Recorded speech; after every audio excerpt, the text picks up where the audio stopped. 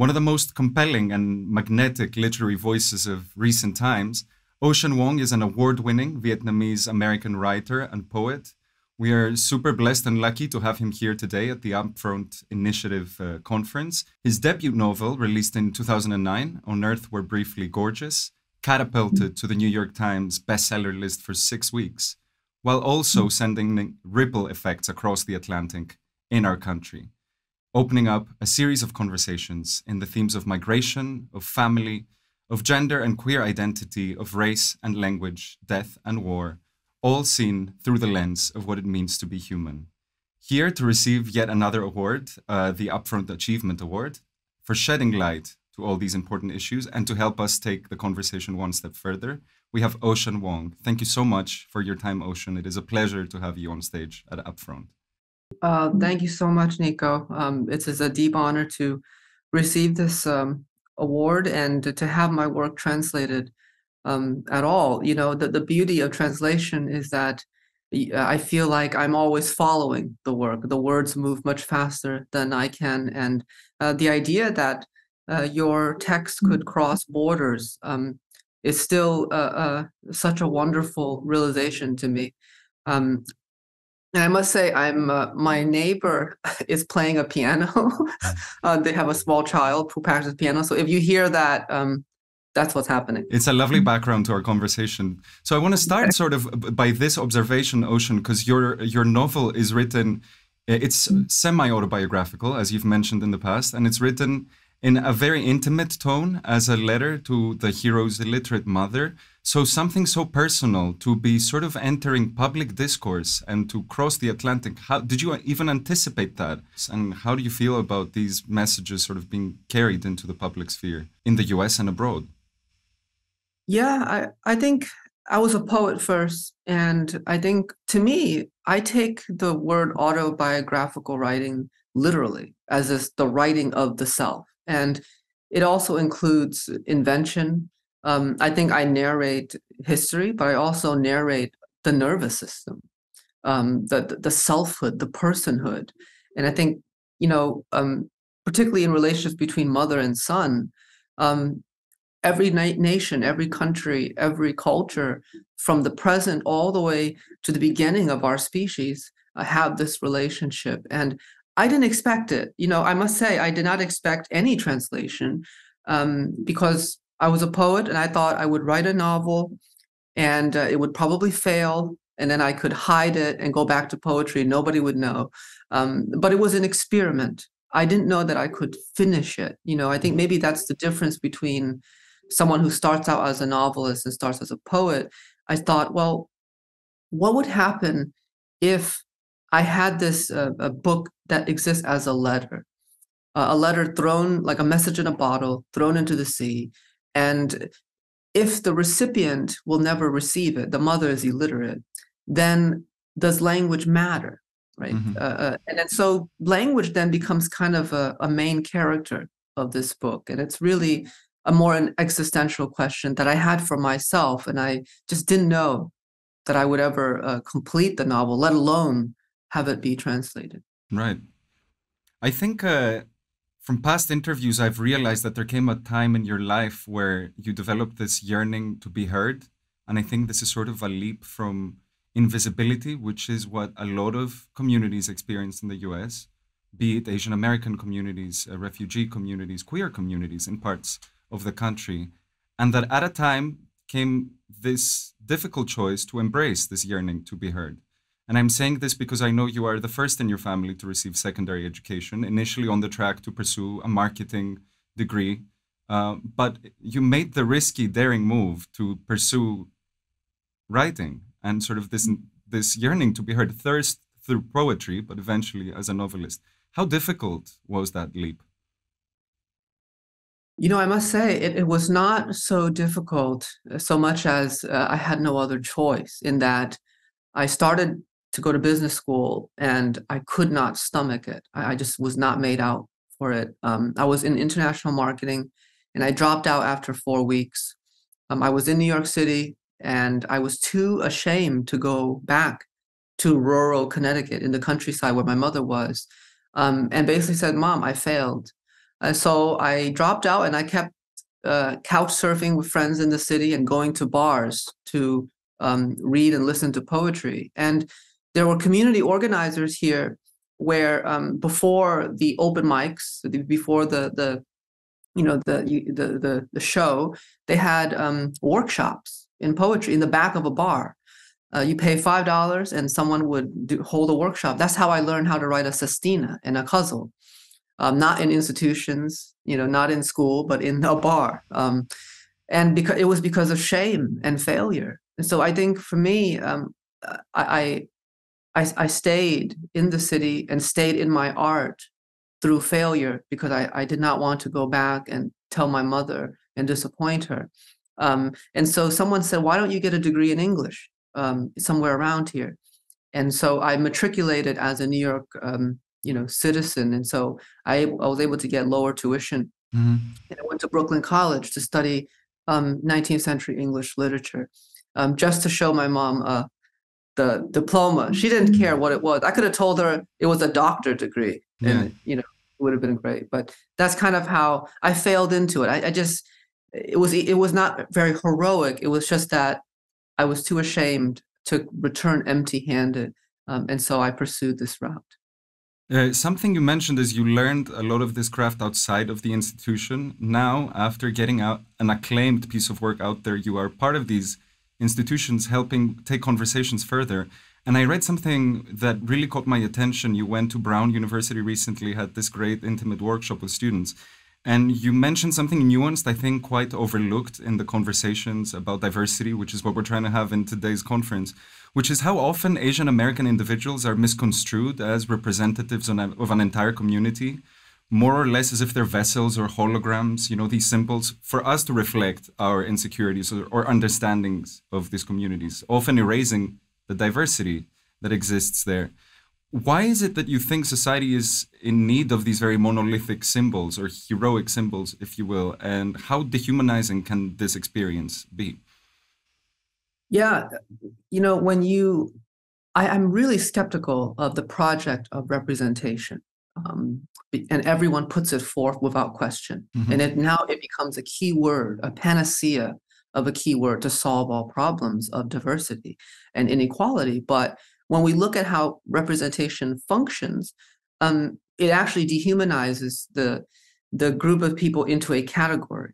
And that category has one representative. And so I started to look into that, and I realized that, categories are easier to manage.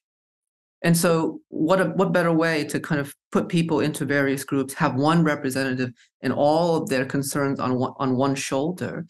And so people turn into symbols, and they turn into managerial sectors. And I think maybe the intention is well done, but it's ultimately very lazy. And often, you flip it around, you can see how absurd it is. Like, is Hemingway the representative of white men? Is Jonathan Franzen? Is Faulkner? It's such a bizarre thing to think about. But I think the Eurocentric desire, particularly Western Europe, really likes to create these categories to present programs and commodify something that could be bought and sold and create a discourse around it. And I'm really curious, actually, how Greek people feel when, the Greek classics are, sort of commodified and appropriated into Western society, in the Western Europe, and say, this is our roots, particularly as the Greek classical texts come through England with Thomas Aquinas through the Arabic. Yeah. So there's not even a sort of English relationship, not even a linear line, right? It comes through the Arabic first. And so they kind of just claim it as the lineage, right, to legitimize its power. But when it's really a myth, right? And I'm just curious, like, that too is a sort of displacement, creating a false category that the West is the Roman Greco root, when that was manufactured, right, as a sort of logical propaganda. I remember when living in the US, though with a much more privileged migrant journey there, a lot of us Greeks who found ourselves there would discuss this, how sometimes these Greek symbols, non-linear as they may be, are sort of bastardized or utilized by American culture and campus culture as well, with fraternities and symbols like that in unis. But on that note, you mentioned something quite interesting before, and I want to take the conversation there to intersectionality. It's one of the themes we're trying to explore here in Greece while opening up all these conversations about diversity and inclusion. How very often we forget either people who are on the margins or people who have multiple identities. And very often, these identities, they're not really easy to reconcile, or, it's hard. I think your work manages to do that in the most beautiful way. So I wonder if you have some thoughts on how is the process of reconciling these identities? Are they often conflicting? And in the conversation we were having before about sort of putting them in the forefront, how do we achieve to get those nuanced voices out there in public discourse and have them represented? I think, the question for me, I often, the idea of reconciliation of a matrix of disparate parts, and I wonder if it's even possible, right? We often ask of those who experience, historical rifts, how do you come to terms? How do you solve this? But we rarely ask, those in power, how do you reconcile? How does Monsanto, the CEO of Monsanto, reconcile with creating Agent Orange, right? How does the military-industrial complex, Halliburton, those who invaded Iraq and Afghanistan to bolster the American elites, how do they reconcile, right? And the answer is probably just as impossible as it is on the other side of it. So I almost am not even interested in the author or the artist being the site of reconciliation, because then we absolve the guilt of the public, right? And so now we're no longer human. Now we're a bridge that we're crossed over to some sort of utopia. And I'm more interested in writing, beyond the social schema of identity, right? Because if people look at me and they say, okay, queer Asian American, and I said, well, but even if I write the word the, THE, that's still an Asian American the, even though it's not racially codified, it still comes from. So I'm more interested in writing through the identities I don't even know myself, son, brother, right? And I think creating a sort of matrix of information and presences in the work is actually why we come to literature, right? I don't read Kavafefi just because he's Greek. I read Kavafefi because of Kavafefi, right? And so if the work is so self-conscious about the social, which is very shallow, a shallow social identity, then it will only meet that expectation. And so you lose the authorial presence, and you have sort of a sort of pandering, a fulfilling of a social expectation, and you actually vacate the author themselves. We lose the author, right? Imagine if writers say, "Oh, I'm going to write so that people know that I'm Asian," or "I'm write so people know that I'm American," or what have you. And then you've just taken yourself into a category, and you lose the DNA of writing. Because when I read a poem, when I'm reading Kavafefi, for example, I'm reading the DNA, the thumbprint of a person on paper. And we are so lucky as a species to have a technology as the book so that I can experience that long after Kavafefi has died. And it would be such a lost opportunity to say, I'm going to sit down and write as an Asian American, as a queer person, all these check boxes. So then we turn ourselves into an agenda. And we lose our.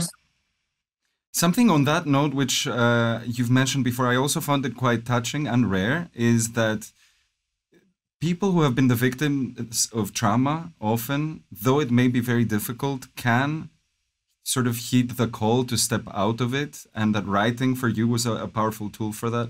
How can we empower people to get in that process, Ocean, I wonder? I mean, how was this process for you yourself? I think it's important to reframe trauma as a species-wide sort of diachronic phenomena, right? So when I read Homer, the Iliad, that's a traumatic book, but we frame trauma only around the victim after psychoanalysis, Freudian psychoanalysis, come in the mid-century after 1950. So, all these literary critics start to frame how trauma functions, PTSD.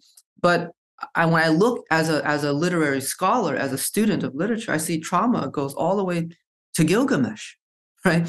And St. Augustine's Confessions. These are all trauma texts, right? And so for me, it's actually just to write and respond to my world. And my world is a traumatic world. It's also a beautiful world, right? And I'm interested in how to create characters, particularly in the novel, to showcase the character's resilience through observation. In On Earth We're Briefly Gorgeous, I wanted to show that observation and vigilance is power and agency. Because in the West, the observer is the bystander, the witness, and they are defunct and sort of neutered in their power. But I wanted to show that seeing the world thoroughly is actually a work. It's a sort of art, if you will. It's a survivor's art. Thank you so much for this, Ocean. Before I invite the publishing house that represents you in Greece to receive the award in your honor, of course, we will make sure to ship it to you in New York City later. But I want to conclude with some parting words. One of the most memorable quotes from your book that really resonates with the audience that we have today, representatives from the corporate world, from civil society, politicians, is the following: the cruelest walls, you say, the cruelest walls are made of glass, Ma. So, Ocean, what are those invisible walls, and how can we help tear them down through writing and through sending messages out to the world? I mean, the invisible walls of glass are everywhere, and it's particularly through class power as well, through state power. I mean, when you look at a commercial, you're actually seeing the walls of glass, right? If you look at a commercial for like Coca-Cola, and you see that there's actually a narrative at work. They're not just selling Coca-Cola, they're telling a story. And it's usually a multi-generational family in warm, beautiful light, gathering around a table. And if you look carefully, that now that I'm an adult and I know about property and housing, I look at the house in the commercial, it's like, wait a minute, they're drinking Coca-Cola in a $2 million house in this commercial. That's the glass wall, right? It normalizes this enticing power that you're never supposed to achieve.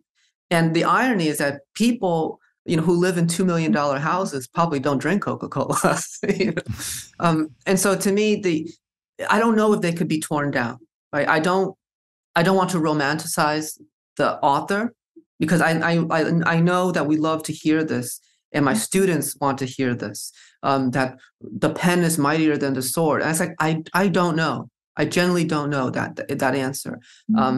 I don't know if they could be torn down, because it needs to start with politics, infrastructure, and I don't want to romanticize the writer as this ultimate social hero.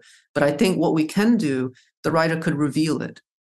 Could reveal, sometimes we look through the window. We're obsessed with looking through the window, but I think the writer's job is to look at the window, to say that, no, look at this glass. It is here. Look at the window rather than through the window. And that's one of the functions that literature can do for us. And what we decide to do as a culture globally will come next. But the writer's role is to make it felt. Ocean, thank you so much for taking your time to be here with us. It is my honor to present to you the Upfront Achievement Award. Thank you so much. And it's a deep, deep honor to receive that. And I hope one day to be in Greece in person to thank all of you. That would be amazing. We would be really looking forward to it. Thank you, Ocean, again. Thank you. Bye-bye.